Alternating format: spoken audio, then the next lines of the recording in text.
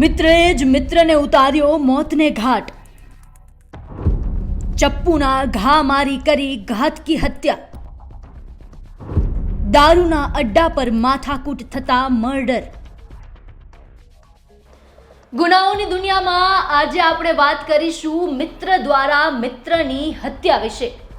ઘટના ફરી એકવાર સુરતની છે કે જ્યાં પૈસાને લઈને દારૂના અડ્ડા પર એક માથાકૂટ થાય છે અને એક મિત્ર દ્વારા બીજા મિત્રની હત્યા કરી નાખવામાં આવે છે, તેને મોતને ઘાટ ઉતારી દેવામાં આવે છે. જો કે આ સમગ્ર મુદ્દા વચ્ચે હત્યા બાદ એટલી મોટી બબાલ થાય છે, લોકોમાં એટલો રોષ જોવા મળે છે કે પોલીસ છે તેને બળ પ્રયોગ કરી આ ભીડને ત્યાંથી ભગાવવાની ફરજ પડે છે. શું છે સમગ્ર કહાની તે જાણીએ આજની ક્રાઇમ સ્ટોરીમાં. નમસ્કાર, હું નીલમ ખારેચા, આપ જોઈ રહ્યા છો ગુજરાત તક.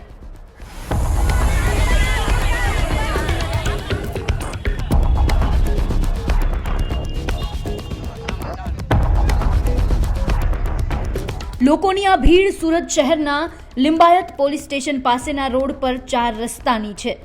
આ લોકો પોલીસ સ્ટેશન પાસે વિદ્યાર્થી રોહનની હત્યાનો વિરોધ કરી રહ્યા છે. 5-10 લોકો નહીં પરંતુ મહિલાઓ સહિત સેંકડો લોકો આ હત્યાનો વિરોધ કરવા પહોંચ્યા. લિંબાયત પોલીસ સ્ટેશન વિસ્તારના આરડી ગેટ પાસેની રૂક્ષ્મણી સોસાયટીમાં પ્રથમ વર્ષમાં અભ્યાસ કરતા રાહુલ નામના વિદ્યાર્થીની હત્યા ગળું કાપીને કરાઈ હતી. ત્યાં બાલુ અને પાંડુ નામના દારૂ માફિયાઓ ગેરકાયદેસર દેશી દારૂના અડ્ડાઓ ચલાવે છે. વિદ્યાર્થીની હત્યાના સમાચાર વિસ્તારમાં ફેલાતાની સાથે જ પોલીસ સ્ટેશન તરફ લોકોના ટોળા ઉમટી પડ્યા. પોલીસે આ ભીડને ચોક પરથી હટાવવાનો ઘણો પ્રયાસ કર્યો, પરંતુ લોકો હટ્યા નહીં.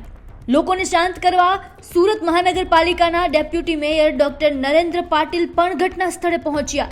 તેમણે પણ લોકોને સમજાવવાની કોશિશ કરી, પરંતુ લોકો તેની વાત સાંભળવા પણ તૈયાર નહોતા.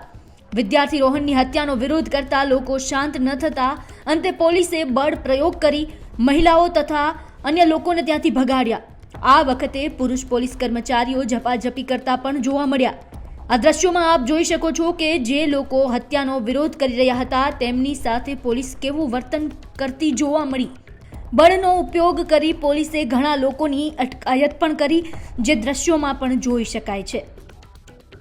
સમગ્ર ઘટનાની વાત કરીએ તો સોમવારે લિંબાયત વિસ્તારના રૂક્ષ્મણીનગર નજીકના રેલવે ફાટક પાસે 19 વર્ષીય યુવકની હત્યાની ઘટના ઘટી.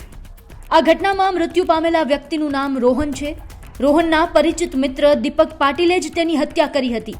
બંને વચ્ચે પૈસાને લઈને થોડી માથાકૂટ થઈ અને આ માથાકૂટ બાદ દીપકે રોહનને ચપ્પુ વડે હુમલો કરી તેની હત્યા કરી નાખી.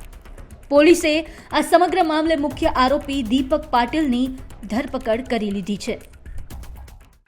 ગઈકાલે લિંબાયત પોલીસ સ્ટેશન વિસ્તારમાં આરડી ફાટકની બાજુમાં એક સોસાયટી છે, ત્યાં એક મર્ડરની ઘટના બની હતી.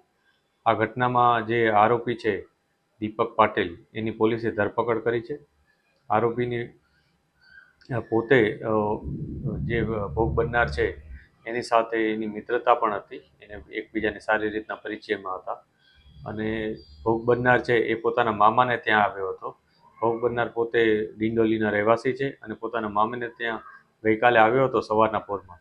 એ સમયે આરોપી અને ભોગ બનનાર બે ભેગા થયા હતા. બંને વચ્ચે વાતચીત થઈ હતી અને આ વાતચીત બાદ જે આરોપી છે એણે ચપ્પુથી આનું હત્યા નિપજાવી હતી. પોલીસે ખૂબ જ ટૂંકા ગાળામાં આરોપીની ધરપકડ કરી છે અને જે પણ એવિડન્સીસ હોય જે પણ એવિડન્સીસ છે એ અમે અત્યારે મેળવી રહ્યા છીએ. આ ઉપરાંત જે પણ અમને વિગતો મળે છે એના ઉપર અમે કામગીરી કરી રહ્યા છીએ. જે પણ વિટનેસ છે એના નિવેદનો પણ લઈ રહ્યા છીએ. હાલમાં જે પોલીસ પાસે માહિતી છે એ મુજબ આ ઘટનામાં જે ભોગ બનનાર છે એની પાસે જે ભોગ બનનાર છે એ પોતે આરોપી પાસે કંઈક પૈસા માંગતો હતો. આ પૈસા બાબતે કંઈક બંને વચ્ચે ઝઘડો થયો હતો, એને કારણે એને હત્યા નિપજાવી હતી. આ જે પૈસા માંગતો હતો એ કોઈ કારણસર માંગતો હતો કે કોઈ અન્ય પ્રકારે માંગતો હતો, એ તમામ બાબતે અમે અત્યારે વેરીફાઈ કરી રહ્યા છીએ. ઇન્વેસ્ટિગેશન એ જ દિશામાં ચાલુ છે અત્યારે કે કઈ રીતના અને શું કામ આ પૈસા માંગતો હતો અને કેટલા રૂપિયા અત્યાર સુધી એને આપ્યા હતા. જે આરોપી છે એ અત્યારે 1 વર્ષથી અહીંયા રહે છે એના માસીની ત્યાં, અને એ પોતે પહેલાં મહારાષ્ટ્ર રહેતો હતો એના અત્યારે જે માહિતી છે એ મુજબ જે આરોપી એક્સટર્નલ અભ્યાસ પણ કરે છે અને અહીંયા જે માર્કેટ વિસ્તાર છે એમાં અત્યારે રેગ્યુલર કામમાં જાય છે અને સમયાંતરે પરીક્ષા આપતો રહે છે. એ પ્રકારની માહિતી પોલીસને મળી છે. આરોપીને કોઈ ગુનાહિત આ બાબતે પણ અમે વેરીફાઈ કરી રહ્યા છીએ કે આરોપી કોઈ અન્ય ગુના સાથે સંકળાયેલ છે કે નહીં, અગાઉ એના વિરુદ્ધ કોઈ અરજી થઈ હતી કે નહીં, અથવા એણે પોતે કોઈ અરજી કરી હતી કે નહીં, એ બાબતે પણ અમે તપાસ કરી રહ્યા છીએ. સુરતથી આ સમાચાર મોકલ્યા હતા અમારા સંવાદદાતા સંજયસિંહ રાઠોડે. આપનું શું માનવું છે આ ક્રાઇમ સ્ટોરીને લઈને અમને કોમેન્ટ બોક્સમાં જણાવો. સાથે જ આ વિડીયોને લાઇક, શેર અને અમારી ચેનલને સબસ્ક્રાઇબ કરવાનું ભૂલશો નહીં. આ ઉપરાંત આપ તમામ સમાચારોને વાંચી શકો છો. તેના માટે લોગિન કરો www.gujarattak.in પર.